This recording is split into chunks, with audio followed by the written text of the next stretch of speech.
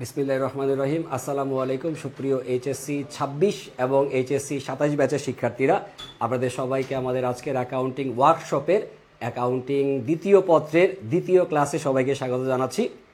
আজকের ক্লাসে আমরা হিসাব বিজ্ঞান দ্বিতীয় পত্রের প্রথম দিকের যে চ্যাপ্টারগুলো অর্থাৎ অধ্যায় নাম্বার 1, 2 এবং 3, এই তিনটা অধ্যায় থেকে যে সকল প্রশ্নগুলো বোর্ড পরীক্ষাতে আসতে পারে সেই রকম প্রশ্নগুলো ইনশাল্লাহ আজকের ক্লাসে আমরা সমাধান করব, যা আপনাদের বোর্ড ফাইনাল পরীক্ষাতে যেমন সহায়ক হবে, পাশাপাশি এইচএসসি 27 ব্যাচের ছোট্ট আপুরা বা ভাইয়ারা যারা ক্লাস করবেন তাদের যদি আপনাদের ইয়ার ফাইনাল পরীক্ষাতে অ্যাকাউন্টিং সেকেন্ড পেপার থেকে থাকে, অ্যাকাউন্টিং সেকেন্ড পেপারের এই অধ্যায়গুলো যদি আপনার পরীক্ষাতে থাকে, সো এই অধ্যায়ের প্রশ্নগুলো আপনাদের পরীক্ষার জন্য আশা করি বেশ গুরুত্বপূর্ণ হবে। তো আমাদের এই অ্যাকাউন্টিংয়ের ওয়ার্কশপের আমরা এর আগে অ্যাকাউন্টিং ফার্স্ট পেপারের উপরে অলরেডি 2টা ক্লাস হয়েছে, অ্যাকাউন্টিং সেকেন্ড পেপারের উপর একটা ক্লাস ছিল যেখানে আমরা যৌথ মূলধনী কোম্পানির আর্থিক বিবরণী এই চ্যাপ্টার থেকে আসা প্রশ্নগুলো সমাধান করেছিলাম। আর আজকে আমরা অ্যাকাউন্টিং সেকেন্ড পেপারের দ্বিতীয় ক্লাস নিতে চলেছি, যেখানে আমরা অ্যাকাউন্টিং সেকেন্ড পেপারের গুরুত্বপূর্ণ 3টা অধ্যায় থেকে আসা বিগত বছরের প্রশ্ন এবং কি ধরনের প্রশ্ন আসতে পারে সেই রকমের সাজেশনমূলক ক্লাস ইনশাল্লাহ আপনারা সবাই মিলেই করব এবং চেষ্টা করব যাতে আমাদের এই চ্যাপ্টারগুলোতে এমসিকিউতে অ্যাটলিস্ট কোনো রকমের কনফিউশন যাতে না থাকে। সো এইচএসসি 26 এবং এইচএসসি 27 ব্যাচ সবাই দ্রুত ক্লাসে জয়েন করবেন এবং প্রত্যেকেই যার যার আইডিতে ক্লাসটা শেয়ার করে রাখবেন, যাতে পরবর্তীতে পরীক্ষার আগের রাত্রে জাস্ট এই ক্লাসটা আপনি একবার যেন রিভিউ করতে পারেন।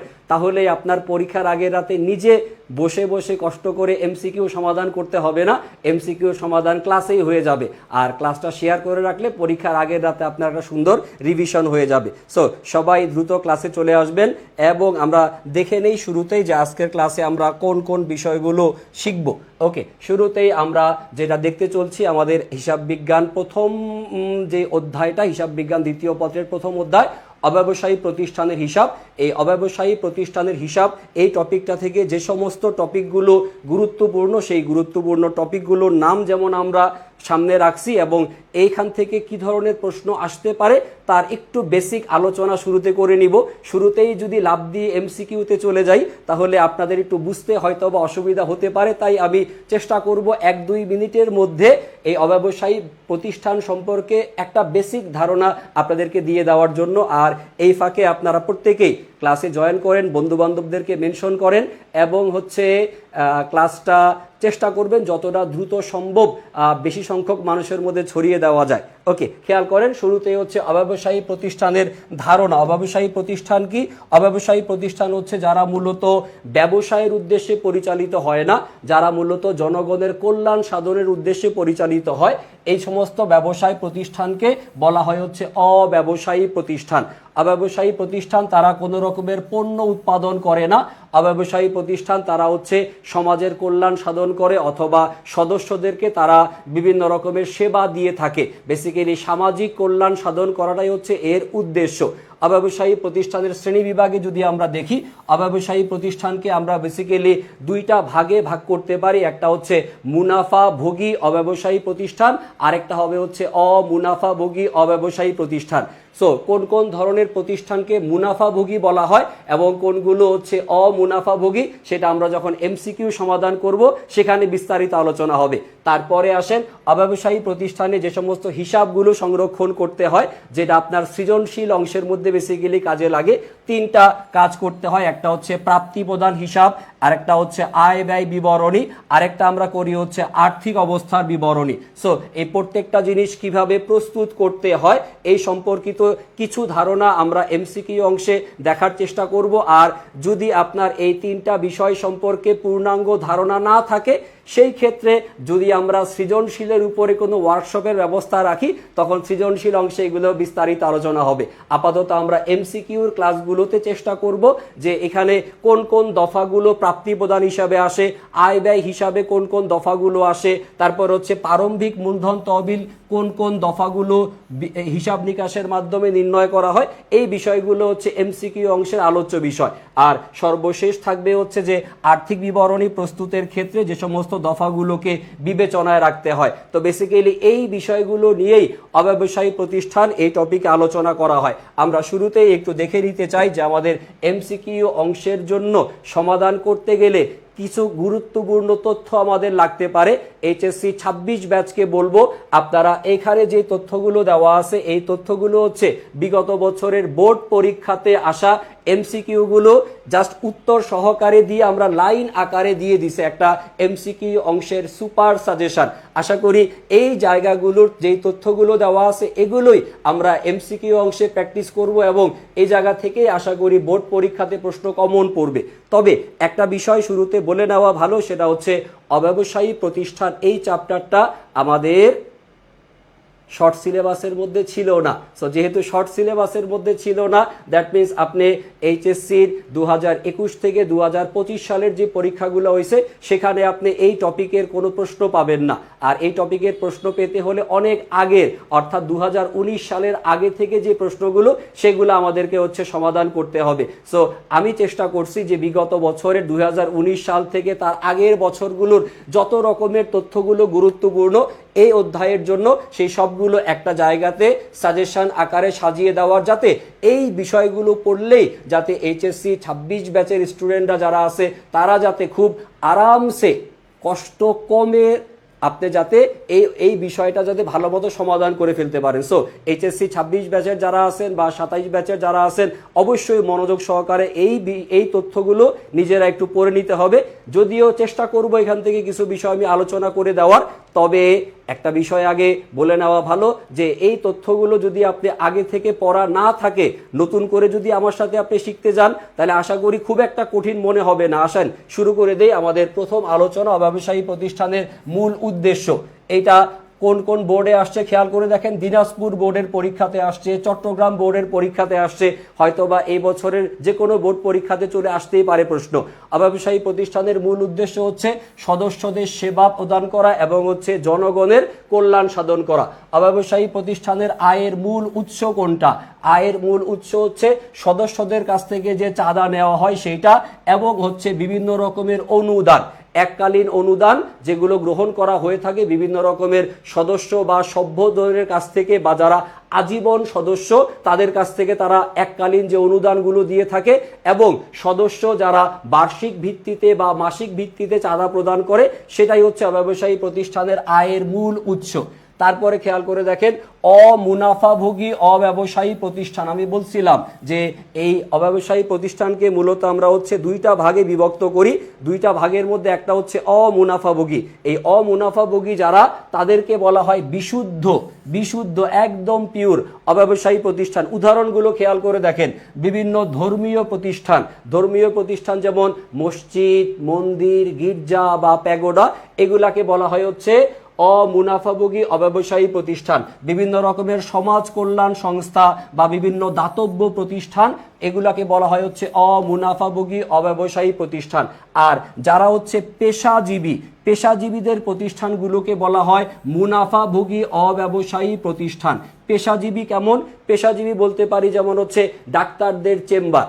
একজন ডাক্তারি পাশ করার পরে তিনি যদি নিজে কোনো চেম্বার খুলে বসেন, ডাক্তার তো আর এমনি রোগী দেখবে না, ডাক্তারকে ফি দিতে হয়। তাহলে ডাক্তার যেহেতু ফি গ্রহণ করে, তাই ডাক্তারের যে চেম্বার সেটাকে বলা হবে হচ্ছে মুনাফাভোগী অব্যবসায়ী প্রতিষ্ঠান। তারপরে খেয়াল করে দেখেন প্রাপ্তি প্রদান হিসাবকে আলোচনা করা হচ্ছে। প্রাপ্তি প্রদান হিসাবের যেটা ডেবিট উদ্বৃত্ত, প্রাপ্তি প্রদান হিসাবে ডেবিট উদ্বৃত্ত, এইটার দ্বারা যা প্রকাশ পায় সেটা হচ্ছে সমাপনী হাতে নগদ ও ব্যাংকে জমা টাকার পরিমাণ।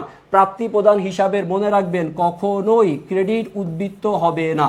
প্রাপ্তি প্রদান হিসাবের কখনোই ক্রেডিট উদ্বৃত্ত হবে না। অর্থাৎ আপনি যত টাকা আপনার পকেটে আছে তার চেয়ে বেশি তো আর খরচ করার আপনার সুযোগ নাই। সো প্রাপ্তি প্রদান হিসাবের সবসময় হবে হচ্ছে ডেবিট উদ্বৃত্ত, মাঝে মধ্যে শূন্য উদ্বৃত্ত হতে পারে। যত টাকা জমা ছিল তত টাকাই খরচ করে ফেলছেন, কিন্তু কখনোই ক্রেডিট উদ্বৃত্ত হওয়া সম্ভব না। এই তথ্যটা একটু ভালো মতো মনে রাখবেন, চাইলে আপনার খাতায় আপনি নোট করে রাখতে পারেন। যদিও এই প্রশ্ন এখন পর্যন্ত আসে নাই পরীক্ষায়, বাট পরীক্ষার প্রশ্ন যদি কঠিন হয় এই টাইপের তথ্য কিন্তু দিয়ে দিতে পারে টিচাররা। তারপরে অব্যবসায়ী প্রতিষ্ঠানের প্রাপ্তি প্রদান যেই হিসাব, এইটাকে ব্যবসায়ী প্রতিষ্ঠানের আমরা নগদান হিসাবের অনুরূপ মনে করতে পারি।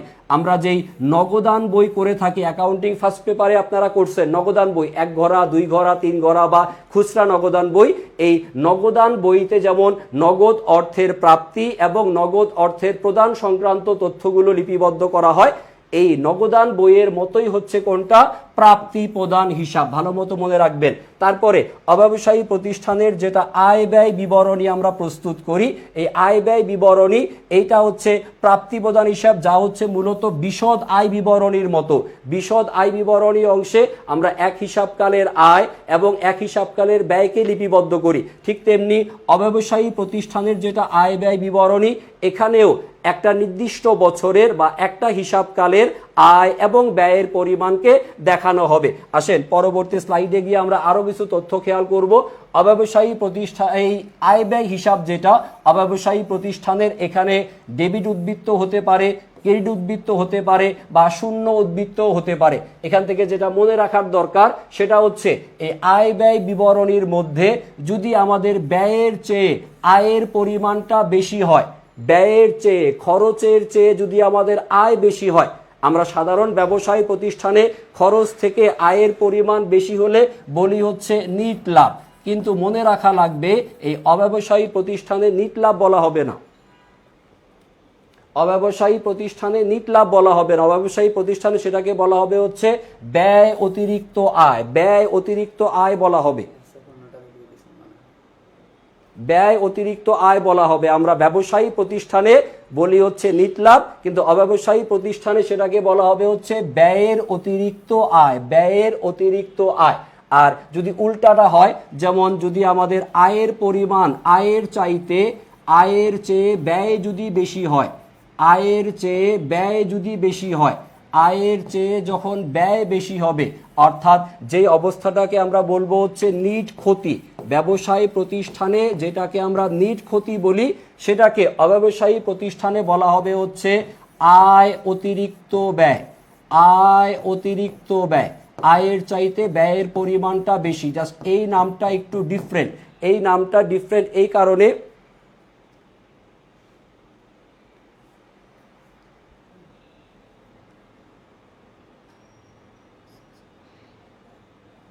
এই নামটা ডিফারেন্ট এই কারণে, কারণ অব্যবসায়ী প্রতিষ্ঠান তো কোনো লাভ ক্ষতির ব্যবসায় না। অব্যবসায়ী প্রতিষ্ঠান কিসের? অব্যবসায়ী প্রতিষ্ঠান হচ্ছে সেবা প্রদানকারী ব্যবসায়। আর যেহেতু এটা সেবা প্রদানকারী ব্যবসায়, তাই সেই ক্ষেত্রে কোনো রকমের নিট লাভ বা নিট ক্ষতি এই টাইপের নাম বলা যাবে না। তাহলে কি ধরনের নামগুলো বলতে হবে?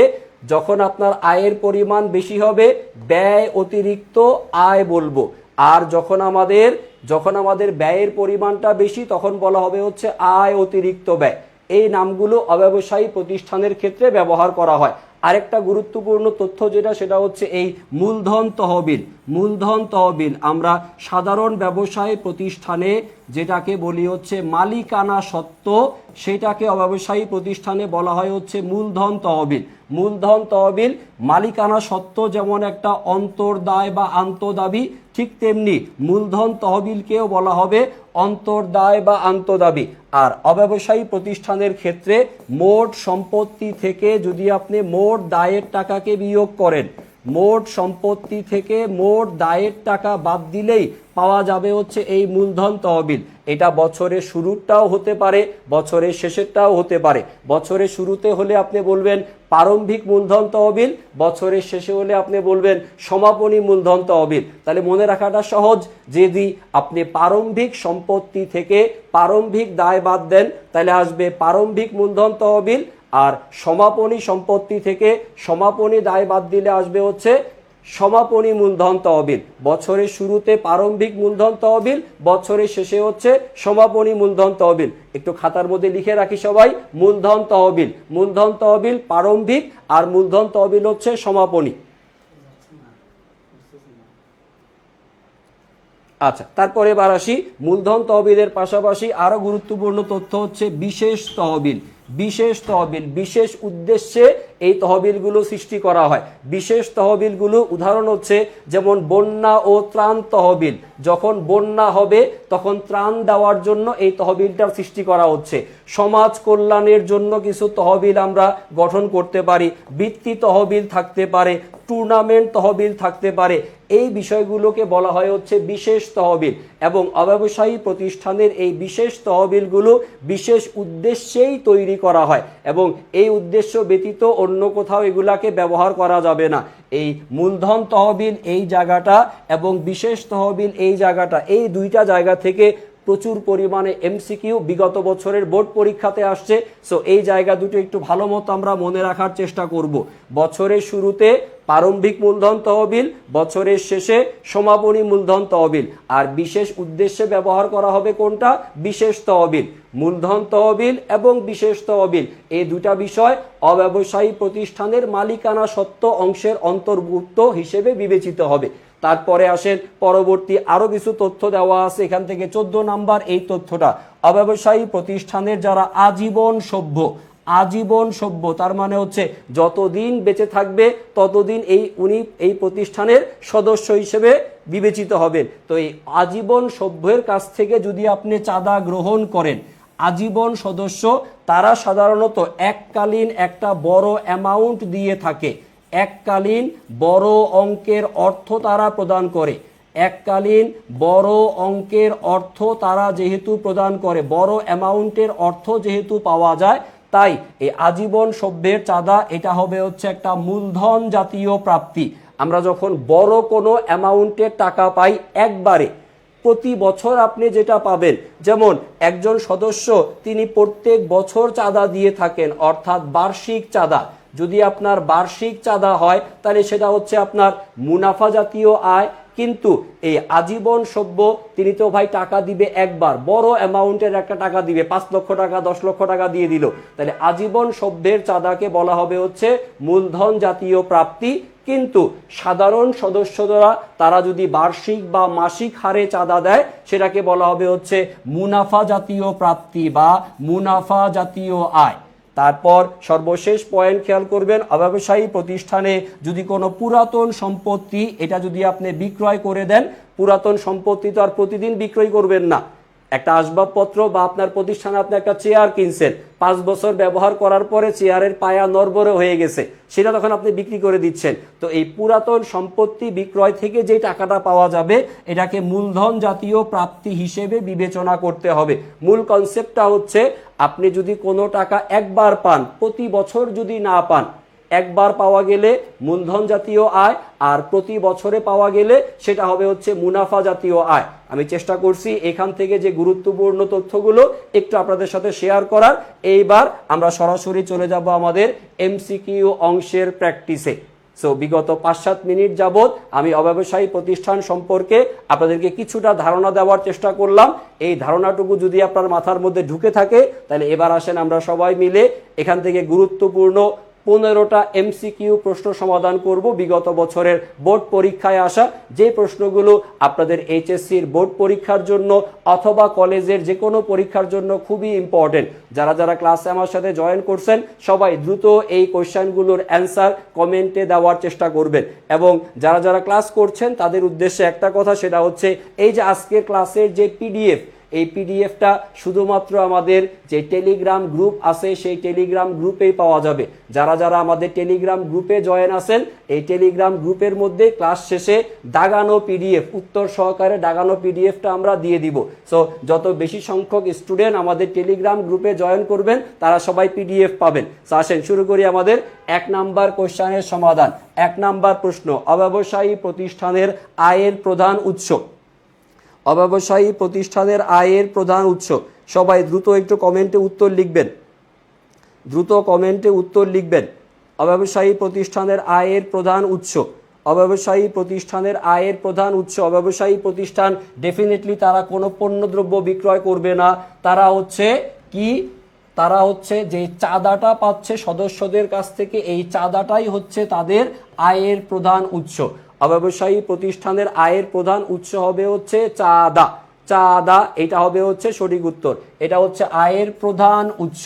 আর অনুদান যে বিষয়টা, এটা আয়ের উৎস, তবে এইটা আয়ের প্রধান উৎস না। আয়ের প্রধান উৎস যদি বলা হয়, মেইন সোর্স কোনটা, প্রধান উৎস বললে অ্যান্সার হবে হচ্ছে চাঁদা বা সদস্যদের চাঁদা, যেভাবে অপশনে দেওয়া থাকুক। আসেন পরবর্তী অপশন খেয়াল করি, কোয়েশ্চেন নাম্বার 2 নাম্বার প্রশ্ন, অব্যবসায়ী প্রতিষ্ঠানের উদ্দেশ্য। অব্যবসায়ী প্রতিষ্ঠানের উদ্দেশ্য, অব্যবসায়ী প্রতিষ্ঠানের উদ্দেশ্য, অব্যবসায়ী প্রতিষ্ঠানের উদ্দেশ্য কোনটা? অব্যবসায়ী প্রতিষ্ঠান তারা কোনো রকমের মুনাফা অর্জনের উদ্দেশ্যে পরিচালিত হবে না। সো মুনাফা অর্জন থাকলেই শুরুতেই বাদ। তারা কি করবে? তারা হচ্ছে সদস্যদেরকে তারা সেবা প্রদান করবে এবং মূলত তারা জনকল্যাণমূলক কাজ করবে, জনগণের জন্য তারা কল্যাণ সাধন করবে, সদস্যদেরকে সেবা দিবে এবং তারা হচ্ছে জনকল্যাণমূলক কাজ করবে। এটাই হচ্ছে অব্যবসায়ী প্রতিষ্ঠানের উদ্দেশ্য। আসেন পরবর্তী প্রশ্নে যাই, কোয়েশ্চেন নাম্বার 3 নাম্বার প্রশ্ন, নিচের কোনটা হচ্ছে মূলধন জাতীয় ব্যয়? মূলধন জাতীয় ব্যয়, মূলধন জাতীয় ব্যয়, মূলধন জাতীয় ব্যয় অর্থাৎ যে ব্যয়টা আমরা একবার করব, ব্যয় করব কয়বার? একবার, কিন্তু সুবিধা নিব কতবার? সুবিধা গ্রহণ করব হচ্ছে অনেকগুলো বছর, সুবিধা গ্রহণ করবেন হচ্ছে অনেক বছর ধরে, অনেক বছর ধরে আপনি সুবিধা গ্রহণ করতে থাকবেন। একবার খরচ করবেন কিন্তু সুবিধা পাবেন আপনি অনেকগুলো বছর, এটাকে বলা হবে হচ্ছে মূলধন জাতীয় ব্যয়। সো মূলধন জাতীয় ব্যয়ের উদাহরণ হওয়া উচিত কোনটা? আসবাবপত্র ক্রয়। আসবাবপত্র তো আপনারা প্রতিদিন তো আর যে দোকানে কিনবেন না, আসবাবপত্র একবার কিনে নিয়ে আসবেন, 5, 7, 10 বছর এটা আপনি ব্যবহার করবেন, সুবিধা গ্রহণ করতে থাকবেন। এছাড়া অন্যান্য যে অপশনগুলো দেওয়া আছে, ভাড়া, তারপরে বেতন, মণিহারি ক্রয়, এগুলোকে কি বলা হবে? এগুলাকে বলা হবে হচ্ছে মুনাফা জাতীয় ব্যয়। এগুলাকে আমরা মুনাফা জাতীয় ব্যয় হিসেবে গণ্য করব। তবে অব্যবসায়ী প্রতিষ্ঠানের ক্ষেত্রে এই মূলধন জাতীয় আয় বা মূলধন জাতীয় ব্যয়, এই টাইপের প্রশ্ন আসার সম্ভাবনা খুব বেশি পরীক্ষার জন্য। পরবর্তী প্রশ্ন যদি দেখি আমরা, কোয়েশ্চেন নাম্বার 4 নম্বরে বলা আছে নিচের কোন দফাটা প্রাপ্তি প্রদান হিসাবের অন্তর্ভুক্ত নয়? প্রাপ্তি প্রদান হিসাবের অন্তর্ভুক্ত নয়। প্রাপ্তি প্রদান হিসাবে সকল প্রকারের নগদ অর্থের প্রাপ্তি এবং নগদ অর্থের প্রদান লিপিবদ্ধ করা হবে। সকল প্রকারের নগদ অর্থের প্রাপ্তি, নগদ অর্থের প্রাপ্তি এবং নগদ অর্থের প্রদান এই জায়গাতে দেখানো হবে। নগদ টাকা পাইলে এবং নগদ টাকা প্রদান করলে লিপিবদ্ধ করবেন কোথায়? প্রাপ্তি প্রদান হিসাবে। তাহলে প্রাপ্তি প্রদান হিসাবের অন্তর্ভুক্ত নয় হবে হচ্ছে বকেয়া চাঁদা। বকেয়া চাঁদা মানে কি? চাঁদা আপনি এখনো পান নাই, টাকা যদি না পাওয়া যায় তাহলে সেটা প্রাপ্তি প্রদান হিসাবে আসবে না। তাহলে প্রাপ্তি প্রদান হিসাবের অন্তর্ভুক্ত নয়, সঠিক উত্তর হবে হচ্ছে বকেয়া চাঁদা। পরবর্তী প্রশ্ন দেখি, কোশ্চেন নাম্বার 5, আয় ব্যয় হিসাব। আয় ব্যয় হিসাব মনে রাখবেন, প্রাপ্তি প্রদান হিসাবে আপনি সকল প্রকারের প্রাপ্তি এবং প্রদান লিপিবদ্ধ করবেন। সেটা গত বছরের হোক, এই বছরের হোক, ডাজন্ট ম্যাটার, টাকা পাইলেই হইল অথবা টাকা প্রদান করলেই হলো। কিন্তু আয় ব্যয় হিসাবের মধ্যে নির্দিষ্ট একটা বছরের জন্য আপনি লিপিবদ্ধ করবেন। নির্দিষ্ট বছরের আয় এবং নির্দিষ্ট বছরের ব্যয়কে লিপিবদ্ধ করতে হবে। নির্দিষ্ট বছরের আয় এবং নির্দিষ্ট বছরের ব্যয়কে লিপিবদ্ধ করা হবে। সো যেই দফাটা আয় ব্যয় হিসাবে দেখানো হবে না, আয় ব্যয় হিসাবে যেটা দেখানো হবে না, খেয়াল করে দেখেন, প্রাঙ্গণ কর। কর, কর মানে হচ্ছে ট্যাক্স। আপনি এই প্রাঙ্গণ শব্দটা কি? প্রাঙ্গণ এর ইংরেজি নাম হচ্ছে প্রিমিসেস। আমরা যদি এইভাবে বাংলায় লিখে দেই আপনাদেরকে, প্রিমিসেস। প্রিমিসেস বলতে কাকে বোঝানো হচ্ছে? প্রিমিসেস মানে হচ্ছে আপনার বাড়ির সামনে যদি খোলা জায়গা থাকে, আপনার কোম্পানির সামনে যদি খোলা জায়গা থাকে যেখানে আপনি বাগান টাগান করে রাখতে পারেন, সেটাকে বলা হচ্ছে প্রাঙ্গণ বা আঙ্গিনা। ইংরেজি নাম হচ্ছে প্রিমিসেস। একটা খোলা জায়গা যেটা প্রতিষ্ঠানের সামনে থাকতেছে। তো এই জায়গাটার জন্য আপনি সরকারকে কি দিবেন? কর দিবেন। জমির উপর তো কর দিতেই হবে। এই প্রাঙ্গণের রক্ষণাবেক্ষণ করা লাগবে। আপনার প্রতিষ্ঠানের সামনের খোলা জায়গাতে আপনি বাগান করলেন, তো বাগানের জন্য তো মালি নিয়োগ দিবেন, আর এই মালি সেটা কি করবে? রক্ষণাবেক্ষণ করবে। এই প্রাঙ্গণ যিনি রক্ষণ করবেন, অর্থাৎ যেটাকে বললাম আমরা হচ্ছে মালি, বাগানের মালি, তাকে কি দেওয়া লাগবে? মজুরি দেওয়া লাগবে। এই সবগুলাই হচ্ছে আপনার নির্দিষ্ট একটা বছরের খরচ। কিন্তু আপনি যদি সেই প্রাঙ্গণটাকে উন্নয়ন করেন, প্রাঙ্গণ উন্নয়ন, অথবা যদি আমরা এইভাবে বলি জমির উন্নয়ন। জমির উন্নয়ন মানে কি? যেমন মনে করেন আপনার জমিতে বৃষ্টি হইলেই পানি জমে যায়, তাহলে জমিটাকে যদি একটু উঁচা করা যায়, কিছু মাটি এনে ফেলে ভরাট করে আপনি সেটাকে উন্নয়ন করলেন, উঁচু করলেন, এই যে খরচটা হবে প্রাঙ্গণ উন্নয়নের জন্য, এই খরচটা তো এককালীন খরচ। সো যেহেতু এটা এককালীন খরচ, এটা কি হবে? এইটা হবে হচ্ছে একটা মূলধন জাতীয় ব্যয়, এইটা হবে হচ্ছে মূলধন জাতীয় ব্যয়। সো এই বিষয়টাকে আমরা আয় ব্যয় হিসাবে দেখাবো না, কারণ এই জমি উন্নয়নের যে খরচ এটাকে আমরা সম্পত্তি হিসেবে লিপিবদ্ধ করব। আর্থিক বিবরণীতে আমরা এটাকে সম্পত্তি হিসাবে দেখাবো। এটা আমাদের 1 বছরের খরচ নয়। 1 বছরের খরচ হবে কোনটা? কর, রক্ষণাবেক্ষণের খরচ বা মজুরি। আসেন পরবর্তী প্রশ্নে যাই। পরবর্তী প্রশ্ন কোশ্চেন নাম্বার 6 নাম্বার। এবার চলে আসছে হচ্ছে অঙ্ক। 5টা আমরা থিওরি টাইপের প্রশ্ন পড়লাম। অঙ্ক দেখলেই আমাদের মনের মধ্যে একটু ভালো লাগে, কারণ অ্যাকাউন্টিং মানেই কেন যেন আমরা হচ্ছে খালি অঙ্ককেই বুঝি। কারণ সৃজনশীল অংশ যেখানে সিকিউতে আপনাকে 60টা প্রশ্ন সলভ করতে হয়, আপনারা সত্যি কথা বলেন দেখি যে অ্যাকাউন্টিংয়ে আপনারা যতটা সময় সিকিউতে ব্যয় করেন, সৃজনশীল অঙ্ক করার জন্য ব্যয় করেন, তার 10 ভাগের 1 ভাগ সময় দিয়ে কি আমরা কখনো এই চ্যাপ্টারের যে থিওরিগুলো আছে কখনো পড়ে দেখি? প্রয়োজন নাই। পরীক্ষার আগে খালি এমসিকিউ সমাধান করে যাই, ঠাড়া মুখস্থ করি 1 বার 2 বার, পরীক্ষার হলে কমন পড়লে উত্তর দাগাইতে পারি, কমন না পড়লে উত্তর দাগাইতে পারি না। সো যেটা করার দরকার, সত্যিকার অর্থে যদি আপনাকে অ্যাকাউন্টিং শিখতে হয়, শুধু অঙ্কর উপরে না, অঙ্ক করবেন অবশ্যই, অঙ্কে নাম্বার বেশি, অঙ্ক করব, বাট কিছুটা সময় দিয়ে চ্যাপ্টারের বেসিক থিওরিগুলো একটু যদি আপনি পড়ে রাখেন, তাহলে অ্যাডমিশন টেস্টে যেমন আপনি সুবিধা পাবেন, ইন্টারমিডিয়েটে সুবিধা থাকবে, অ্যাডমিশন টেস্টে গিয়ে কিন্তু আপনি বেশি বেনিফিট পাবেন। এইচএসসি 26 ব্যাচের যারা আছেন, ইন্টারমিডিয়েট পরীক্ষা হয়ে যাওয়ার পরে আপনাকে যখন বিশ্ববিদ্যালয়ের ভর্তি প্রস্তুতি নিতে হবে, সেখানে কিন্তু স্যার অঙ্কের পরিমাণ কমে আসবে, সেখানে থিওরির প্রতি গুরুত্ব দিতে হবে হচ্ছে বেশি। আসেন খেয়াল করি আমাদের 6 নাম্বার প্রশ্ন, প্রাপ্তি প্রদান হিসাব। এইটার ক্রেডিট পাশে 5% ঋণের 6 মাসের সুদের পরিমাণ হচ্ছে 3900 টাকা। তাহলে সুদের পরিমাণ 3900। কত মাসের সুদ? সুদটা হচ্ছে 6 মাসের জন্য সুদ প্রদান করা হয়েছে। সুদের হার কত? সুদের হার হচ্ছে 5%। তাহলে স্যার প্রশ্নটা কি? প্রশ্নটা হচ্ছে এই যে আসলে আপনার ঋণের পরিমাণটা কত? ঋণের পরিমাণ কত? কত টাকা ঋণ? ঋণের পরিমাণ খুঁজে বের করতে বলা আছে। কত টাকার 5% সুদ 6 মাসে 3900 টাকা। আমরা অ্যান্সারটা খুঁজে বের করব এইভাবে। কিসের পরিমাণ খুঁজে বের করতে চাই? ঋণের পরিমাণ। ওকে, ঋণের পরিমাণ কি সেটা আমরা জানি না, লিখলাম ঋণের পরিমাণ। ওকে, ঋণের পরিমাণের উপরে সুদের হার কত আমাদের? 5%। ওকে, ঋণের পরিমাণ এর উপরে সুদ হবে হচ্ছে 5%। আরও হিসাব আছে, এটা সুদ হবে কত? 6 মাসের জন্য। তাইলে উপরে 6 নিচে 12 সমান করলে সুদের পরিমাণ যেটা প্রশ্নে বলা আছে কত? 3900 সমান দিয়ে লিখবো হচ্ছে 3900। সো এবার এই বিষয়টা যদি আপনি সলভ করেন তাহলে আপনার কোশ্চেনের অ্যান্সার চলে আসতেছে। আর এই বিষয়টা সমাধান করব কিভাবে একটু মনোযোগ দিয়ে যদি স্যার বোর্ডে আমার সাথে খেয়াল করেন, আমরা আরো একবার লাইনটাকে একটু সহজ করে লিখি। ঋণের পরিমাণ লিখলাম ইনটু এই যে 5%, এই পার্সেন্টেজ আকারে রাখলে ক্যালকুলেশনে একটু ঝামেলা হবে। ঝামেলাটাকে সহজ করার জন্য 5% কথাটার মানে কি? মানে হচ্ছে 5/100। পার্সেন্টেজ মানেই হচ্ছে 100 দিয়ে ভাগ, তো আমরা ভগ্নাংশ আকারে প্রকাশ করে নিলাম।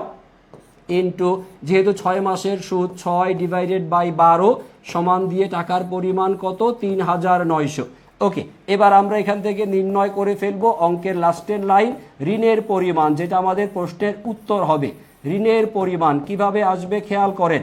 সমানের এই পাশে যে 3900 সেটা লিখে নিলাম 3900, সমানের এই পাশে যে দুটা অ্যামাউন্ট দেওয়া ছিল আমাদের, কোন দুটা অ্যামাউন্ট খেয়াল করেন। এই যে 5/100, 6/12, এই দুইটা ভগ্নাংশকে সমানের ওই পারে নিয়ে যাব আমরা। আর যেহেতু সামনে গুণ চিহ্ন দেওয়া ছিল, সমানের ওই পারে নিলে কি হবে? ভাগ। সাইড চেঞ্জ করলে যোগ থাকলে ওই পাশে গেলে বিয়োগ, বিয়োগ থাকলে যোগ, গুণ থাকলে কি হবে ভাগ হয়ে যাবে। তাহলে আমরা এইভাবে যদি লিখি আমরা 3900 ভাগ 5 ডিভাইডেড বাই 100, আরও হচ্ছে ভাগ 6 ডিভাইডেড বাই হচ্ছে 12। তবে আমরা ভাগ চিহ্ন দিয়ে অঙ্ক সমাধান করব না। অঙ্কটা সমাধান করব কিভাবে খেয়াল করে দেখেন। সমান দিয়ে লিখলাম 3900, ভাগের পরিবর্তে যখন গুণ চিহ্ন ব্যবহার করা হয়, ভাগের পরিবর্তে গুণ চিহ্ন ব্যবহার করলে ভগ্নাংশ উল্টে যায়। ভগ্নাংশ উল্টে গেলে মান উপরে 100 আর নিচে হচ্ছে 5। এখানে ভগ্নাংশ উল্টে গেলে উপরে 12, নিচে হচ্ছে 6। আশা করি এই রকমের ভগ্নাংশ উল্টে যাওয়াটা জীবনে প্রথমবার আপনি দেখেন নাই। ক্লাস 4-5 এই টাইপের ভগ্নাংশ আপনারা সমাধান করে আসছেন।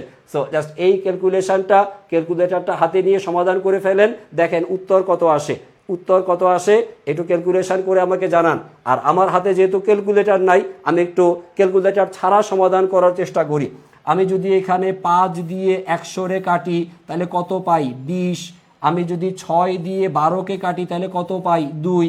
তার মানে আমার অঙ্কের সমাধান হচ্ছে 3900 ইন্টু হচ্ছে 20 আর ইন্টু হচ্ছে 2।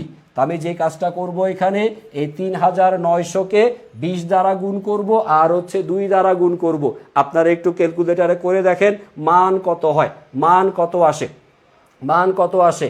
এটাকে সহজভাবে যদি করার চেষ্টা করি 3900 আর 20 দুগুণে কত হয়, 20 দুগুণে হচ্ছে 40। সো এই বিষয়টা আমি গুণ করব এইভাবে। শূন্য আছে টোটাল 1 2 3টা শূন্য বসায় নিলাম। আমি জাস্ট এখানে 39 এই সংখ্যাটাকে 4 দ্বারা গুণ করছি। 4 দিয়ে 9কে গুণ করলে 4 নং 36-এর 6, হাতের হলো 3। 4 দিয়ে 3কে গুণ করলে 3 4-এ 12, 12 আর 3-এ হচ্ছে 15। আমার উত্তর আসতেছে 1,56,000 টাকা। আপনাদের কি তাই আসছে? আচ্ছা দেখি আগে অপশনে আছে কিনা, কোথাও আছে। এই যে ক নাম্বার অপশন 1,56,000 টাকা, সঠিক উত্তর 1,56,000 টাকা।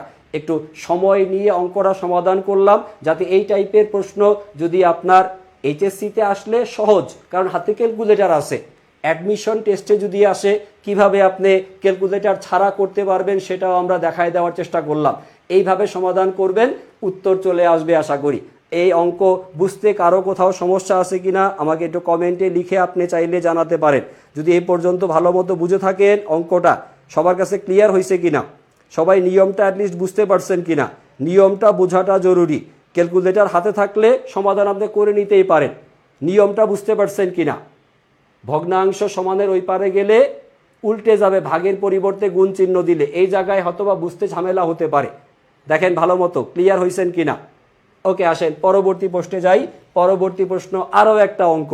পরবর্তী প্রশ্ন খেয়াল করব কোশ্চেন নাম্বার 7, এবং এই টাইপের প্রশ্ন আপনার পরীক্ষার জন্য খুবই ইম্পর্টেন্ট। এইচএসসি 26 ব্যাচ আপনার বোর্ড ফাইনালে ডেফিনেটলি এই টাইপের একটা অঙ্ক আসবেই, গ্যারান্টি সহকারে বলা যায়। এটা আসবে কিনা জানি না, বাট এই নিয়মের একটা আসবে। হয়তোবা টাকার অ্যামাউন্ট চেঞ্জ করে দেওয়া থাকতে পারে। আসেন এই অঙ্কটা আমরা একটু বুঝে বুঝে সবাই মিলে সমাধান করি। প্রশ্নে বলা আছে চলতি বছরের চাঁদা প্রাপ্তি, চলতি বছরের চাঁদা প্রাপ্তি দেওয়া আছে। তাহলে আমরা যোগ বিয়োগটা লিখব যেভাবে, খেয়াল করেন। চাঁদা প্রাপ্তি এর পরিমাণ প্রশ্নে দেওয়া আছে কত, 60,000 টাকা। চাঁদা প্রাপ্তি এর সাথে যে বিষয়গুলো যোগ বিয়োগ হবে আমি টোটাল সূত্রটা লিখে দিচ্ছি, আপনারা চাইলে খাতায় তুলে রাখতে পারেন। চাঁদা প্রাপ্তি এর সাথে আপনি যোগ করবেন হচ্ছে চলতি বছরের বকেয়া চাঁদা।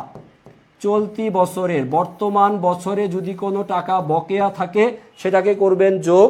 কিন্তু যদি বিগত বছরের কোনো বকেয়া টাকা থাকে, বিগত বছরের টাকা, বিগত বছরের বকেয়া টাকাকে আপনি বিয়োগ করে দিবেন। চলতি বছরের বকেয়া যোগ বিগত বছরের বকেয়া বাদ যাবে। তারপর আমরা যোগ করব আরেকটা বিষয়, সেটা হচ্ছে বিগত বছরের অগ্রিম। বিগত বছরের অগ্রিম, কোনো টাকা যদি গত বছরে আপনি পেয়ে থাকেন, গত বছরে পেয়েছেন এই বছরের টাকা, চলতি বছরের টাকা, বিগত বছরে অগ্রিম পাওয়া গেছিল, বিগত বছরের অগ্রিম, এটা হবে যোগ। কিন্তু চলতি বছরের যদি কোনো অগ্রিম টাকা দেওয়া থাকে, চলতি বছরের অগ্রিম, চলতি বছরের অগ্রিম, চলতি বছরের অগ্রিম, তার মানে বর্তমান বছরে টাকা পাইছি, অগ্রিম কোন বছরের জন্য? পরবর্তী বছরের জন্য। তাহলে চলতি বছরের অগ্রিম বলতে বেসিক্যালি পরবর্তী বছরের টাকাকে নির্দেশ করতেছে। তো এই পরবর্তী বছরের টাকা আমরা বিয়োগ করব, আর এই সবগুলো বিষয় যোগ করলে আমরা যেটা পাবো সেটা হচ্ছে স্যার চাঁদা আয়ের পরিমাণ, যা আপনি আয় ব্যয় হিসাবে দেখাবেন। আয় ব্যয় হিসাবে যেটা দেখাবো চাঁদা আয়, সেই উত্তরটা চলে আসবে। এখান থেকে মনে রাখেন এই চলতি বছরের বকেয়া এই টার্মটা ডেফিনেটলি পরীক্ষায় থাকবে। বিগত বছরের বকেয়া এইটাও দেওয়া থাকবে, চলতি বছরের অগ্রিম এইটা দেওয়া থাকবে। ম্যাক্সিমাম প্রশ্নে এই বিগত বছরের অগ্রিম এইটা সাধারণত দেওয়া থাকে না। জাস্ট এই তিনটা আইটেম বেশি বেশি আসে পরীক্ষার মধ্যে। দেখি প্রশ্নে কি কি বলা আছে। চলতি বছরের চাঁদা প্রাপ্তি কত? 60,000, যার মধ্যে এই 60,000 টাকার মধ্যে 6,000 টাকা হচ্ছে বিগত বছরের। তাহলে এই টাকাটা কোন বছরের? বিগত বছরের। তাহলে বিগত বছরের টাকা আপনি কি করবেন? বিয়োগ করে দিবেন। এখান থেকে বিগত বছরের বকেয়া 6,000 টাকাকে আমরা বাদ দিব। তারপরে বলা আছে এবং 8,000 টাকা কোন বছরের জন্য? পরবর্তী বছরের জন্য। অর্থাৎ চলতি বছরে টাকা পাওয়া গেছে, টাকাটা কোন বছরের? পরবর্তী বছরের। অর্থাৎ এই যে চলতি বছরের অগ্রিম যা পরবর্তী বছরের হিসেবে বিবেচিত হবে, 8,000 টাকা এইটাও বাদ যাবে। তাহলে চলতি বছরের টাকা বিগত বছর বাদ যাবে, পরবর্তী বছরও বাদ যাবে। আর সর্বশেষ বলা আছে চলতি বছরের চাঁদা 10,000 টাকা কি আছে? অনাদায়ী। অনাদায়ী মানে হচ্ছে বকেয়া থাকা। আর চলতি বছরের অনাদায়ী বা চলতি বছরের বকেয়া করতে হবে হচ্ছে যোগ। এই 10,000 টাকা যোগ করবেন, তাহলে প্রশ্নে যা বের করতে বলা হচ্ছে চলতি বছরের আয় ব্যয় হিসাবে কত টাকা দেখাতে হবে বা প্রদর্শিত হবে। তাহলে চলতি বছরের আয় ব্যয় হিসাবে চাঁদা আয়ের পরিমাণ দেখানো হবে 60,000 আর 10,000 70,000 টাকা থেকে 6,000 টাকা বিয়োগ করলে কত হয়? 64,000। 64,000 টাকা থেকে যদি আপনি 8,000 টাকা বাদ দেন তাহলে আসবে 56,000 টাকা। তাহলে সঠিক উত্তর হবে হচ্ছে 56,000 টাকা চাঁদা আয়ের পরিমাণ দেখানো হবে। সঠিক উত্তর হচ্ছে অপশন নাম্বার খ, 56,000 টাকা। এটা বিগত বছরের বোর্ড পরীক্ষার প্রশ্ন সমাধান করলাম আমরা। ভালো মতো দেখেন আপনি সূত্রটা আপনার মাথার মধ্যে ঢুকছে কিনা, সূত্রটা ভালো মতো বুঝে নেওয়াটা জরুরি। এই টাইপের যে কোনো একটা ম্যাথ আপনার পরীক্ষাতে ডেফিনেটলি আসবে। তাহলে এইভাবে মনে রাখেন চাঁদা প্রাপ্তি এর মধ্যে বিগত বছর থাকলে বাদ, পরবর্তী বছর থাকলে বাদ, চলতি বছরের বকেয়া দেওয়া থাকলে যোগ হবে। আসেন এই নিয়মের আরও কোনো কোশ্চেন সামনে পাইলে আমরা সেটা সমাধান করব। কোশ্চেন নাম্বার 8 এই নিয়মেরই আরও একটা প্রশ্ন। দেখেন প্রশ্নে বলা আছে উষা সেবা সংঘ তার মোট সদস্য সংখ্যা 890 জন। সদস্য সংখ্যা দেওয়া আছে। এটা একটু ডিফারেন্ট নিয়মের প্রশ্ন। যদিও এই প্রশ্নে এই আয় ব্যয় হিসাবে চাঁদা বাবদ কত টাকা দেখানো হবে, তার মানে চাঁদা আয়ের পরিমাণ কত এটাই বের করতে বলা আছে। চাঁদা আয়ের পরিমাণই বের করবেন, কিন্তু যখন সদস্য সংখ্যা দেওয়া থাকবে তখন সূত্র কিন্তু ভিন্ন হবে স্যার। প্রশ্নে বলা আছে বার্ষিক চাঁদার হার, ইয়ারলি চাঁদা দেয় সদস্য প্রতি কত টাকা? 50 টাকা করে। আর চলতি বছরের 90 জন সদস্য এখনো চাঁদা প্রদান করে নাই। চলতি বছরের আয় ব্যয় হিসাবে আপনি চাঁদা বাবদ, চাঁদা আয় বাবদ কত টাকা লিখবেন। সো আমরা সূত্রটা যদি লেখার চেষ্টা করি, এখানে চাঁদা আয় নির্ণয় করার জন্য চাঁদা আয় বের করব যখন সদস্য সংখ্যা দেওয়া থাকবে, তখন আমরা সদস্য সংখ্যা আর হচ্ছে আমাদের যে বার্ষিক চাঁদার হার দেওয়া থাকবে এইটাকে আমরা গুণ করে দিব। বার্ষিক চাঁদার হার এইটাকে করতে হবে হচ্ছে গুণ, সদস্য সংখ্যা এবং চাঁদার হার এই দুইটাকে গুণ করলেই আপনার চাঁদা আয়ের পরিমাণ আসবে। তাহলে মনে রাখবেন যদি প্রশ্নে সদস্য সংখ্যা দেওয়া থাকে সেই ক্ষেত্রে এই গুণের সূত্র অ্যাপ্লিকেবল হবে। সদস্য সংখ্যার পরিমাণ হচ্ছে 890 আর চাঁদার পরিমাণ হচ্ছে কত টাকা? সদস্য প্রতি 50 টাকা, এবং চাঁদাটা হচ্ছে বার্ষিক চাঁদা, প্রত্যেক বছরের চাঁদা। তাহলে গুণ হবে হচ্ছে 50। আপনার একটু ক্যালকুলেটারে 890-কে 50 দিয়ে গুণ করে উত্তর কত হয় খুঁজে বের করেন। এই ফাঁকে আমি একটু বলে রাখি প্রশ্নে আর কি প্যাচ থাকতে পারে। প্রশ্নে যদি বার্ষিক না বলে, প্রশ্নে যদি বার্ষিক চাঁদা না বলে এরকমের বলে দেওয়া থাকতো, এই রকমের বলা থাকতো যে মাসিক চাঁদার পরিমাণ, প্রত্যেক মাসে চাঁদার পরিমাণ। মাসিক চাঁদার পরিমাণ থাকলে তখন কি লিখতাম?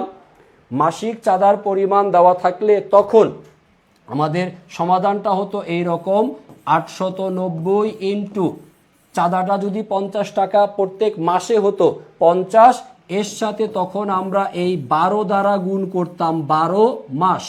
12 মাস চাঁদা যদি 50 টাকা প্রত্যেক মাসের হয়, প্রত্যেক মাসের চাঁদাকে বছরে রূপান্তরের জন্য তখন সেটাকে 12 দিয়ে গুণ দেওয়া লাগতো। যদি মাসিক চাঁদা বলা হতো এই নিয়মে সমাধান করা হতো। আপনারা এতক্ষণে কি ক্যালকুলেশনটা করতে পারছেন? 890-কে 50 দ্বারা গুণ করলে সঠিক উত্তর আসার কথা 44,500। দেখেন সবাই মিলাইতে পারছি কিনা? 44,500 সঠিক উত্তর গ নাম্বার অপশনে দেওয়া। সঠিক উত্তর গ নাম্বার অপশন দেওয়া, 44,500। 44,500 টাকা। দেখেন সবাই করতে পারছে কিনা? তাহলে আমরা চাঁদা আয় নির্ণয় করার জন্য আমরা দুইটা নিয়মের অঙ্ক শিখলাম। প্রথমটা ছিল হচ্ছে আমাদের একটা সূত্র দেওয়া ছিল, বিশাল বড় একটা সূত্র, ওইটা বেশি ইম্পর্টেন্ট। আর যদি ওইটা না দেওয়া থাকে প্রশ্নে, তাহলে এই রকমের সদস্য সংখ্যা দিয়ে আমাদের চাঁদা আয় নির্ণয় করতে বলা হতে পারে। সো আপনারা দেখেন চাঁদা আয় নির্ণয় করার এই দুইটা নিয়মের অঙ্ক আপনারা ভালো মতো বুঝতে পারছেন কিনা? সবার কাছে এই পর্যন্ত ক্লিয়ার কিনা?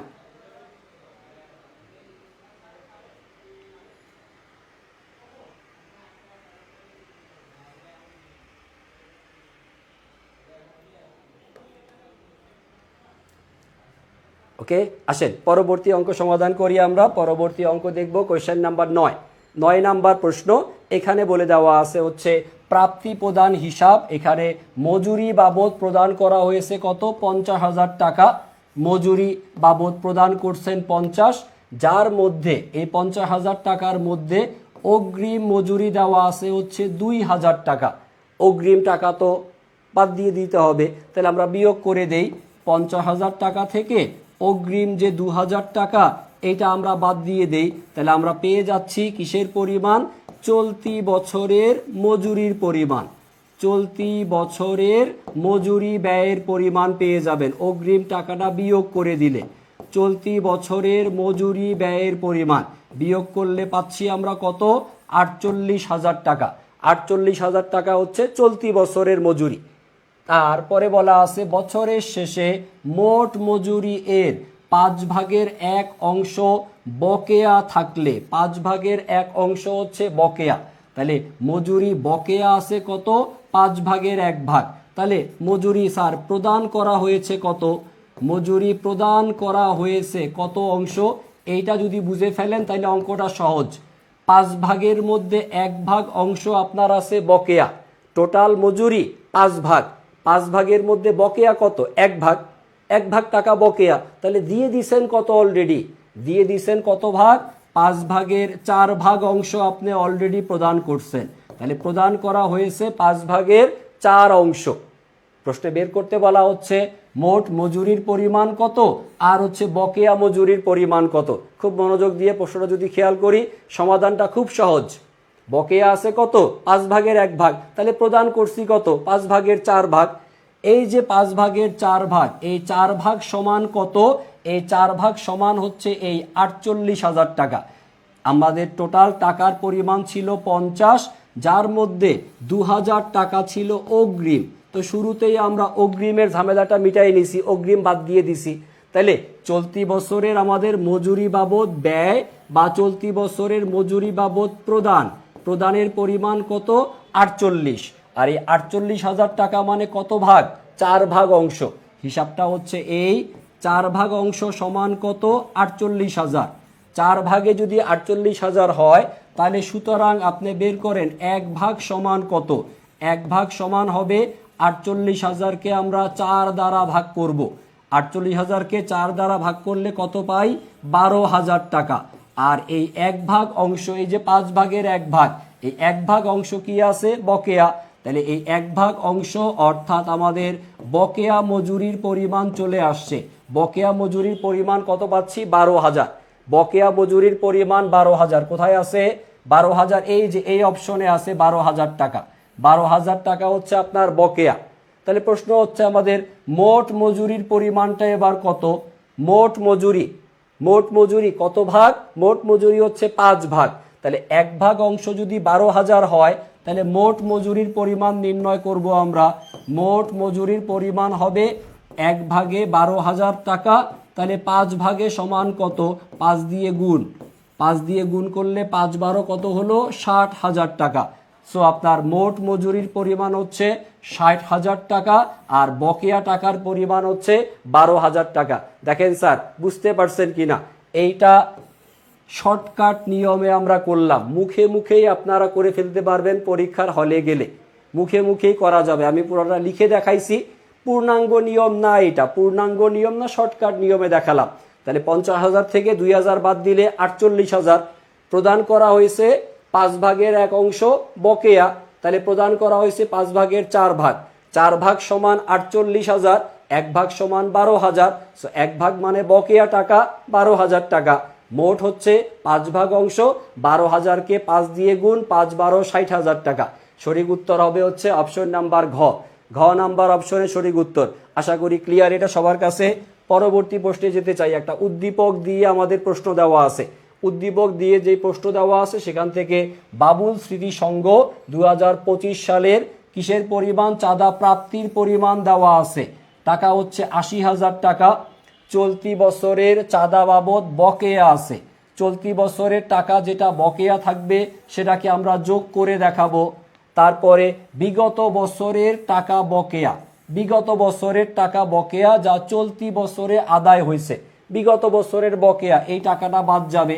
চলতি বছরের বকেয়া যোগ হয়, কিন্তু বিগত বছরের বকেয়া বাদ যায়। অঙ্কটা কোন সালের? 2025 সালের 31শে ডিসেম্বর বলা আছে, এবং 2026 সালের। 2026 সাল মানে হচ্ছে পরবর্তী বছর। পরবর্তী বছরের চাঁদা এ বছরে পাওয়া গেছে। পরবর্তী বছরের টাকা এই বছরে পাওয়া গেলে এটা হচ্ছে চলতি বছরের অগ্রিম টাকা পরবর্তী বছরের জন্য। পরবর্তী বছরের টাকাকে বাদ দিবেন। তাহলে চলতি বছরের বকেয়া যোগ বিগত বছরের বকেয়া বিয়োগ হবে, আর পরবর্তী বছর বা চলতি বছরের অগ্রিম এটাকে বিয়োগ করে দেখাতে হবে। প্রশ্নে চাঁদা বাবদ আয়ের পরিমাণ তো বের করতে বলা আছে। চাঁদা আয় নির্ণয় করার জন্য আমরা যদি অঙ্কটা সমাধান করি, 80,000 টাকা টোটাল, এখান থেকে যোগ করব চলতি বছরের বকেয়া হচ্ছে 10, এখান থেকে বাদ দিব বিগত বছরের বকেয়া 5,000, বাদ দিব হচ্ছে চলতি বছরের অগ্রিম টাকার পরিমাণ হচ্ছে এটা 8,000 টাকা। যোগ বিয়োগ করলে আমাদের উত্তর চলে আসবে। দেখি কত হয়। 80 আর 10 হচ্ছে 90, 90 থেকে 13,000 টাকা বাদ দিলে উত্তর পাবেন আপনি 77,000 টাকা। 77,000 টাকা হবে কোশ্চেনের সঠিক উত্তর, খ নাম্বার অপশন। তাহলে চাঁদা বাবদ আয়ের পরিমাণ হবে 77,000। পরবর্তী প্রশ্ন দেখেন, এখানে বলা আছে যে পরবর্তী বছরের অগ্রিম প্রাপ্ত চাঁদা। পরবর্তী বছরের অগ্রিম প্রাপ্ত, তার মানে এই যে আগের কোশ্চেনের এই লাইনটা, লাস্টের যে লাইনটা দেওয়া ছিল দেখবেন, 2026 সালের চাঁদা এই বছরে পাওয়া গেছে 8,000 টাকা। এই টাকাটা কোন বছরের? পরবর্তী বছরের। এটা নিয়ে প্রশ্ন। এই পরবর্তী বছরের অগ্রিম প্রাপ্ত চাঁদা এটাকে আপনি কোথায় কোথায় দেখাবেন? পরবর্তী বছরের অগ্রিম চাঁদা এটাকে আমরা দেখাবো হচ্ছে সবার প্রথমে আয় ব্যয় হিসাবের কোন পাশে? ডেবিট পাশে দেখাবো আমরা। তারপরে এটাকে আর দেখাবো হচ্ছে আমরা উদ্বৃত্ত পত্রে কোথায়? দায়ের দিকে দেখাবো। কি হিসেবে? অগ্রিম চাঁদা হিসাবে। সঠিক উত্তর হবে 1 নাম্বার এবং 3 নাম্বার অপশন। আয় ব্যয় হিসাবে দেখাতে হবে এটা ডেবিট পাশে, অর্থাৎ এটাকে বিয়োগ করে দেখাতে হবে। আয় ব্যয় হিসাবের ডেবিট পাশে এটাকে বিয়োগ করে দেখানো হয়। আর আয় ব্যয় হিসাবের ক্রেডিট দফা মানে হচ্ছে যোগ। এটাকে তো স্যার আমরা যোগ করছি না। দেখেন আগের লাইনে এই যে আমাদের 8,000 টাকা, এটাকে আমরা কি করেছিলাম? 8,000 টাকাকে আমরা এখানে বিয়োগ করে দেখাইছি। আয় ব্যয় হিসাবে বিয়োগ মানে হচ্ছে এটাকে ডেবিট পাশে দেখাতে হবে, ডেবিট পাশের দফা। সো সঠিক উত্তর হবে 1 নাম্বার এবং 3 নাম্বার অপশন। আসেন পরবর্তী প্রশ্নে যাই।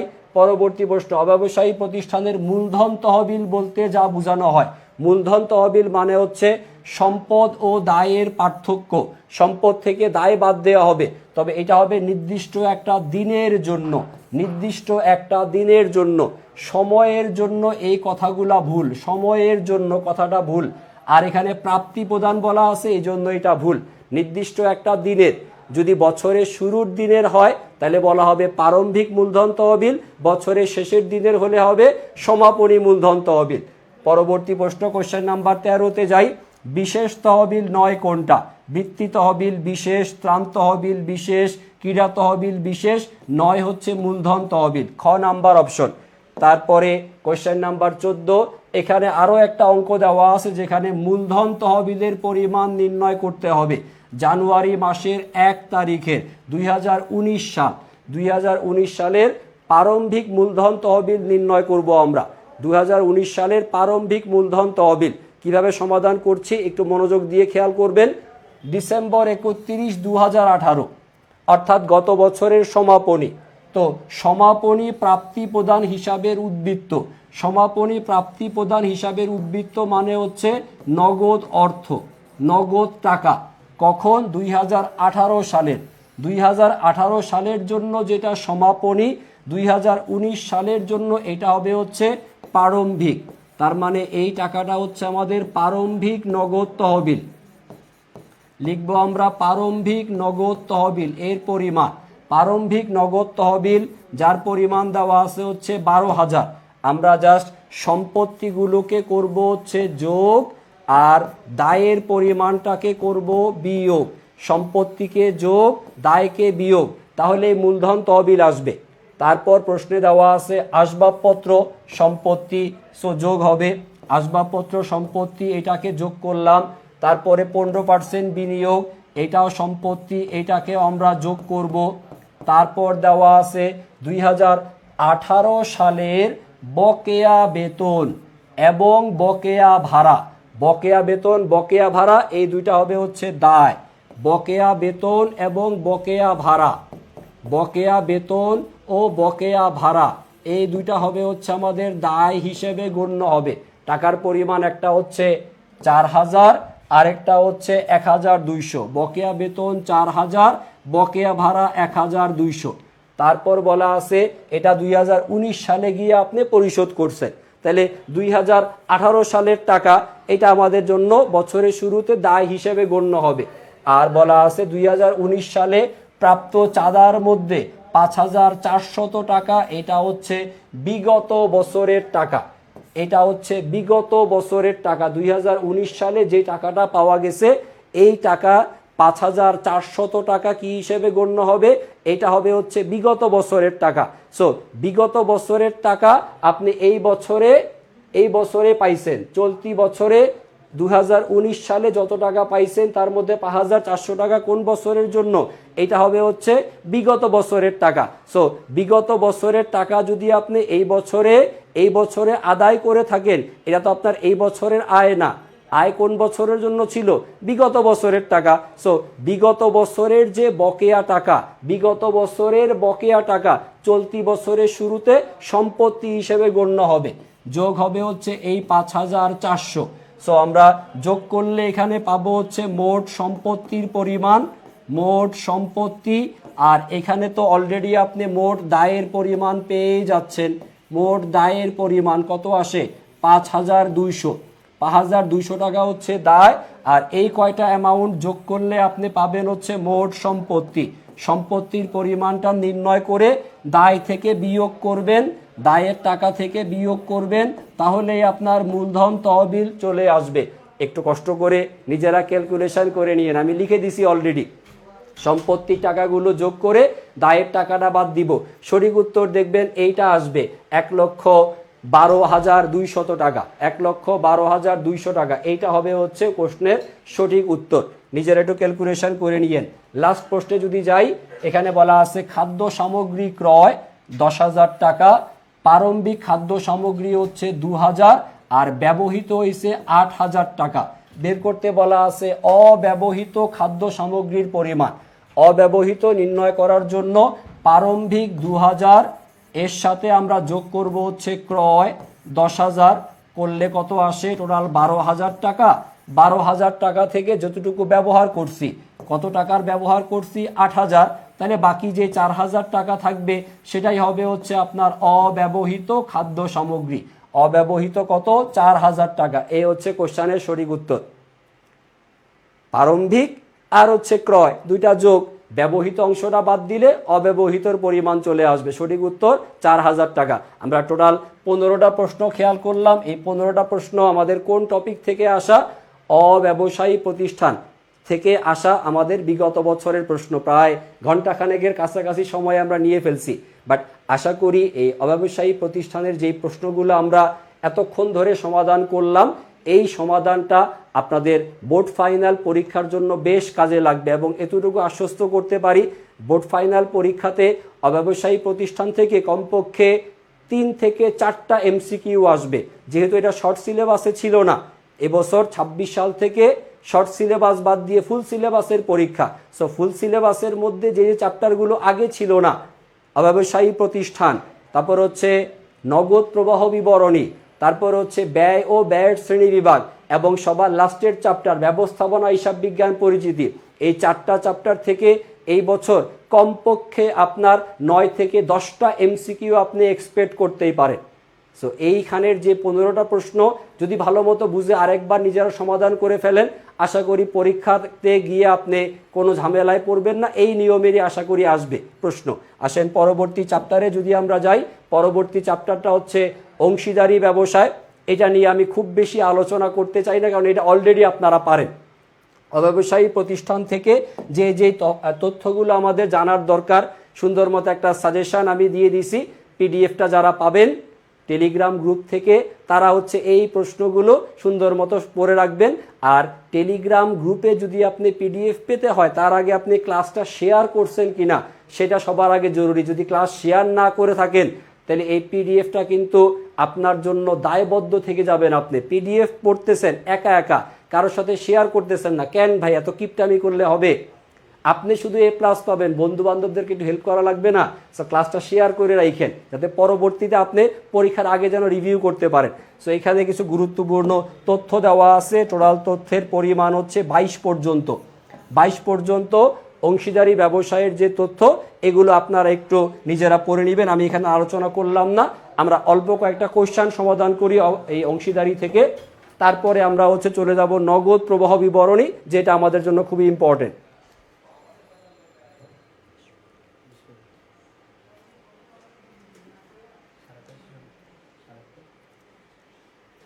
ওকে, আসেন অংশীদারি ব্যবসায় থেকে আমরা কয়েকটা সহজ প্রশ্ন সমাধান করে নেই। কোশ্চেন নাম্বার 16, মুনাফা অর্জনের উদ্দেশ্যে চুক্তিবদ্ধ যে সম্পর্ক সেটাকে কি বলে? অংশীদারি ব্যবসায়। সহজ প্রশ্ন। অংশীদারি কারবারের উত্তোলনের সুদ, এইটা কি নির্দেশ করে?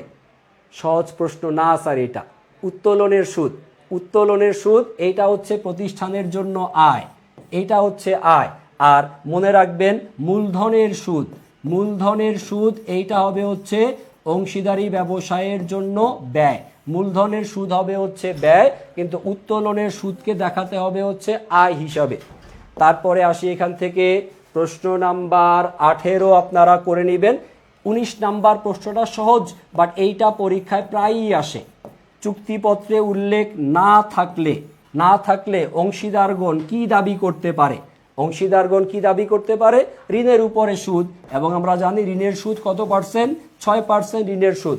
এই প্রশ্ন অনেক সহজ, কিন্তু স্যার এই প্রশ্নই পরীক্ষাতে প্রায় বছরই আসে। বিগত সবগুলা বছরের বোর্ড পরীক্ষাতে কোনো না কোনো জায়গাতে এই প্রশ্নটা আসছেই। সো এই প্রশ্নটা একটু ভালো মতো মনে রাখেন, এটা আশা করি কমন পাবেন আপনারা পরীক্ষায়। তারপরে আসেন এইখান থেকে আমরা একটা কমিশনের অঙ্কটা সমাধান করি। কোশ্চেন নাম্বার 20, এইটা হচ্ছে আমাদের পরীক্ষায় আসছিল ঢাকা বোর্ড 2024-এ। ঢাকা বোর্ড 2024-এ আসা একটা প্রশ্ন, এইটা আমি একটু আপনাদেরকে সমাধান করাই দেই। কমিশন ধার্য করার পূর্বে অংশীদারি কারবারের নিট মুনাফা বা লাভের পরিমাণ হচ্ছে 35,000, আর একজন অংশীদার তার কমিশন বাবদ সে টাকা পায় হচ্ছে 700 টাকা। তার কমিশনের পরিমাণ 700, অংশীদারদের কমিশনের হার কত ছিল এইটা নির্ণয় করতে হবে। কমিশনের হার খেয়াল করবেন। এই অঙ্ক সমাধানের নিয়ম হচ্ছে আমাদের যত টাকা নিট মুনাফা প্রশ্নে দেওয়া 35,000 টাকা নিট মুনাফা, এই 35,000 টাকা এর উপরে আপনাকে কি ধার্য করতে হবে? এর উপর ধার্য হবে হচ্ছে কমিশন হার। কমিশন হার দ্বারা যদি আপনি গুণ করেন তাহলে আপনার কমিশনের পরিমাণ অর্থাৎ 700 টাকা আসে। সেখান থেকে যদি আমরা কমিশনের হার নির্ণয় করতে চাই, কমিশনের হার নির্ণয় করার জন্য এখানে আসে হচ্ছে 700, এটা বসবে উপরে, আর এই যে 35,000 টাকা গুণ হিসেবে দেওয়া এটা সমাদের নিচের অংশে চলে আসবে, ডিভাইডেড বাই হচ্ছে 35,000।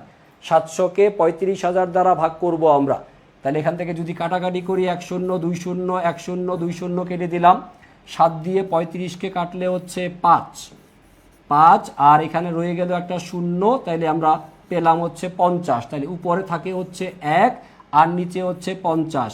1 ডিভাইডেড বাই 50, 1 কে ভাগ করবেন কত দিয়ে? 50 দিয়ে। ক্যালকুলেটারে করে ফেলেন আপনারা। 1 রে 50 দিয়ে ভাগ করতে চাইলে দশমিক দিলে একটা 0, আরেকটা 0 দিলে 100, তাহলে আসবে হচ্ছে 50 দুগুণে 100, অর্থাৎ 0.02 পার্সেন্টেজে নেওয়ার জন্য 100 দিয়ে গুণ করবেন, তাহলে উত্তর হবে হচ্ছে 2%। সঠিক উত্তর হবে হচ্ছে 2%। অথবা চাইলে প্রশ্নটা আমরা এইভাবেও সমাধান করতে পারি, আমাদের উপরে ছিল 700 আর নিচে ছিল হচ্ছে 35,000। সরাসরি যদি এটাকে আমরা 100 দ্বারা গুণ করি তাহলে কাটাকাটি করতে গেলেই আপনার উত্তর চলে আসবে। দেখেন, একটা 0 দুইটা 0 1 2 কাটাকাটি করে 7 দিয়ে 35 ভাগ করলে হচ্ছে 5 আর 1 0 50, 50 দিয়ে 100 রে কাটলে আসবে হচ্ছে 2, অর্থাৎ সঠিক উত্তর পাওয়া যাচ্ছে 2%। কমিশনের হার উত্তর হবে হচ্ছে 2%। অপশনগুলো খুঁজে দেখি 2% দেওয়া আছে কিনা। আছে, ক নাম্বার অপশনে, এটা হচ্ছে সঠিক উত্তর। সঠিক উত্তর হবে হচ্ছে কত? 2% কমিশনের হার। এই টাইপের একটা অঙ্ক আপনারা আশা করতেই পারেন, আপনাদের পরীক্ষাতে আসার সম্ভাবনা আছে। খুব ভালো মতোই এই প্রশ্ন একটু ভালো মতো বুঝে দেখেন, আমি 2 নিয়মে সমাধান করে দেখাইলাম। একটা হচ্ছে ক্যালকুলেটর ছাড়া আপনি কিভাবে করবেন সেটাও দেখাই দিলাম।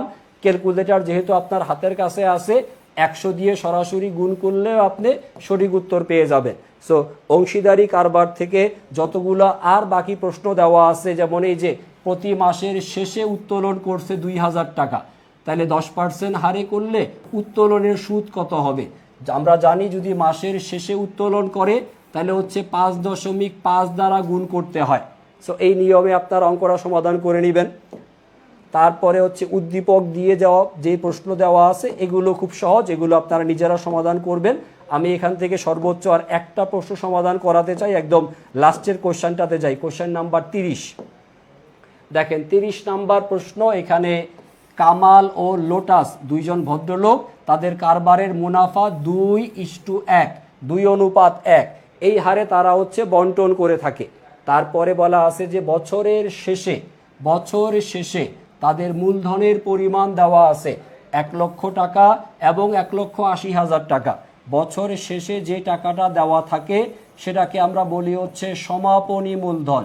তাহলে সমাপনী মূলধনের পরিমাণ, অংশীদার যেহেতু দুইজন, একজন হচ্ছে কামাল আর একজন হচ্ছে লোটাস, আমরা অ্যামাউন্টগুলো বসাই নেই।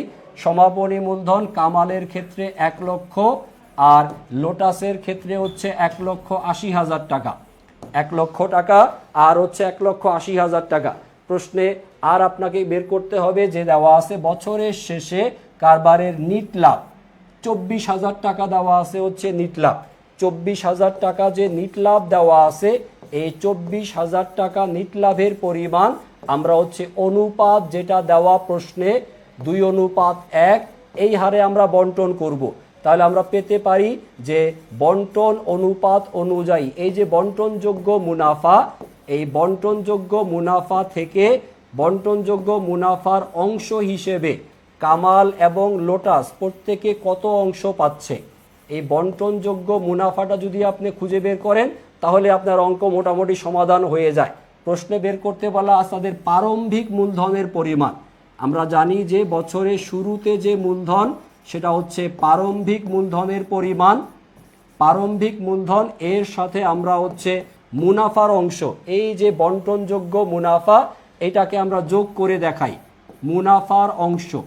মুনাফার অংশ এই পরিমাণটা আমরা নির্ণয় করি, তাহলেই আমাদের অঙ্কের সমাধান হবে। খেয়াল করেন 24,000 টাকা থেকে কামাল পাবে হচ্ছে 3/2 অংশ, আর লোটাস সাহেব সে পাবে হচ্ছে 24,000 টাকার 3/1 3/1 মানে হচ্ছে 8,000, 3/2 মানে হচ্ছে 16,000 টাকা। মুনাফার অংশ বাবদ কামালের হচ্ছে 16,000 এবং লোটাসের অংশ দেওয়া আছে হচ্ছে 8,000 টাকা। প্রশ্নে প্রারম্ভিক মূলধনের পরিমাণ যখন নির্ণয় করতে বলা হয় তখন সমাধান করব এই নিয়মে। খেয়াল করেন, বছরের শেষের যেই সমাপনী মূলধন এটা নির্ণয়ের জন্য আপনি মুনাফার অংশকে যোগ করেন, কিন্তু যদি আপনি প্রারম্ভিক মূলধন নির্ণয় করতে চান উপর থেকে নিচের দিকে নামার সময় আপনি এটাকে যোগ করে দেখান, তাহলে নিচ থেকে উপরের দিকে যাওয়ার ক্ষেত্রে আপনি এটাকে বিয়োগ করে দেখাবেন। অর্থাৎ 1 লক্ষ টাকা থেকে 16,000 টাকা যদি আমরা বিয়োগ করি, 1 লক্ষ টাকা থেকে আমরা বিয়োগ করব 16,000 টাকা, তাহলে আসবে হচ্ছে এখানে 84,000। 1,80,000 থেকে বিয়োগ করব 8,000, অর্থাৎ টাকা হবে 1,72,000। 84,000 টাকা এবং 1,72,000 টাকা, এটাই হবে দুইজন অংশীদারের সমাপনী মূলধন এর পরিমাণ। তাহলে প্রারম্ভিক মূলধন নির্ণয়ের ক্ষেত্রে সমাপনী মূলধন থেকে মুনাফার অংশকে বাদ দিয়ে দেখাতে হবে, বিয়োগ করে দেখাতে হবে। প্রারম্ভিক মূলধনের সাথে এটাকে আপনি করেন যোগ, কিন্তু সমাপনী মূলধন থেকে এটাকে করবেন আপনি হচ্ছে বিয়োগ। এই টাইপের একটু ডিফিকাল্ট প্রশ্ন পরীক্ষাতে যদি আসে, আশা করি এই নিয়মে আপনারা সমাধান করে দিয়ে আসতে পারবেন। সো অংশীদারি কারবার থেকে অঙ্ক দেখালাম, এবার চলে আসি পরবর্তী যে চ্যাপ্টার নগদ প্রবাহ বিবরণী। এখান থেকে যে সমস্ত দফাগুলো পড়তে হবে গুরুত্বপূর্ণ সাজেশন অংশের মধ্যে দেওয়া আছে। এইখানে যে সুপার সাজেশন অংশে খুব বেশি না, সর্বোচ্চ সব মিলে 9টা তথ্য দেওয়া আছে। এই 9টা তথ্য যদি আপনি ভালো মতো পড়েন তাহলে আশা করি পরীক্ষাতে প্রশ্ন আপনি কমন পাবেন। এখান থেকে গুরুত্বপূর্ণ অংশ হচ্ছে যে পরিচালন কার্যক্রম অংশে কোনটা আসে, বিনিয়োগ কার্যক্রম অংশে কোনটা আসে এবং অর্থায়ন কার্যক্রম অংশে কোন কোন দফাগুলো আসে। আসেন এখান থেকে একটা দুইটা প্রশ্ন আমরা সমাধান করি। প্রশ্ন নাম্বার 31-এ বলা হচ্ছে আন্তর্জাতিক হিসাব মান কত নাম্বার অনুযায়ী এই নগদ প্রবাহ বিবরণীকে প্রস্তুত করতে হয়। নগদ প্রবাহ বিবরণী এটা 1987 সাল থেকে প্রস্তুত করাটা বাধ্যতামূলক করা হয়েছে। আমাদের বাংলাদেশের সকল যৌথ মূলধনী কোম্পানি 1987 সাল থেকে তারা নগদ প্রবাহ বিবরণী তৈরি করাটা বাধ্যতামূলক, এবং এই নগদ প্রবাহ বিবরণী তৈরি করতে হবে ইন্টারন্যাশনাল অ্যাকাউন্টিং স্ট্যান্ডার্ডের 7 নাম্বার ধারা অনুযায়ী। ধারা নাম্বার 7 অনুযায়ী তৈরি করতে হয় হচ্ছে নগদ প্রবাহ বিবরণী। IAS ইন্টারন্যাশনাল অ্যাকাউন্টিং স্ট্যান্ডার্ড মানে আন্তর্জাতিক হিসাব বিজ্ঞানের মান, এটার ধারা নাম্বার কত 7 অনুযায়ী বানাইতে হবে এই নগদ প্রবাহ বিবরণী। আসেন আরও একটা দুইটা কোশ্চেন আমরা যদি সমাধান করি। নগদ প্রবাহ বিবরণী এটা কি জিনিস? এটা হচ্ছে কারবারের নগদ অবস্থার মূল্যায়ন করে, তার পাশাপাশি এটা কারবারের নিট নগদ অর্থের পরিবর্তনকে প্রকাশ করে, কিন্তু মোট মুনাফা নির্ণয় করা এর কাজ নয়। সঠিক উত্তর হবে হচ্ছে 1 নাম্বার এবং 3 নাম্বার অপশন। এটা পাবো হচ্ছে খ নাম্বার উত্তরে। 1 এবং 3 হচ্ছে কোশ্চেনের সঠিক উত্তর। জাস্ট এই নিয়মেই আপনার এখানে অনেকগুলা প্রশ্ন, টোটাল 15টা প্রশ্ন দেওয়া আছে। এই প্রশ্নগুলো আপনারা নিজেরা একটু সমাধান করার চেষ্টা করবেন। আর যদি এই প্রশ্নগুলো সমাধান করতে গিয়ে কারো কোথাও বুঝতে সমস্যা হয়, সেই ক্ষেত্রে টেলিগ্রাম গ্রুপে আপনারা জিজ্ঞাসা করলেই ইনশাল্লাহ প্রশ্নগুলোর সমাধান আপনাদেরকে আরও বিস্তারিত আকারে করে দেখানো হবে। সো আমরা আজকের ক্লাসটা এখানেই শেষ করতে চাই, এবং প্রত্যেকটা কোশ্চেনের সঠিক উত্তর একদম PDF এর লাস্টে দেওয়া আছে। তো আপনারা যারা যারা ক্লাসে জয়েন করছেন অথবা পরবর্তীতে ক্লাস রেকর্ড দেখবেন, এই আমাদের টেলিগ্রাম গ্রুপ থেকে PDFটা সংগ্রহ করে নিয়ে এই 3টা চ্যাপ্টারের এই প্রশ্নগুলো একটু ভালো মতো বুঝে বুঝে সমাধান করলে আশা করি আপনাদের অ্যাকাউন্টিং সেকেন্ড পেপারের এই প্রথম 3টা চ্যাপ্টার থেকে বিগত বছরের এই প্রশ্নগুলো আপনাদের পরীক্ষার জন্য বেশ উপকারে লাগবে। সবাই ভালো থাকবেন, এবং ইনশাল্লাহ পরবর্তী ক্লাসে আমাদের অ্যাকাউন্টিং সেকেন্ড পেপারের অন্যান্য অধ্যায়গুলোর MCQ নিয়ে আরও একবার দেখা হবে। সবার কাছ থেকে বিদায় চেয়ে নিচ্ছি। আল্লাহ হাফেজ, আসসালামু আলাইকুম।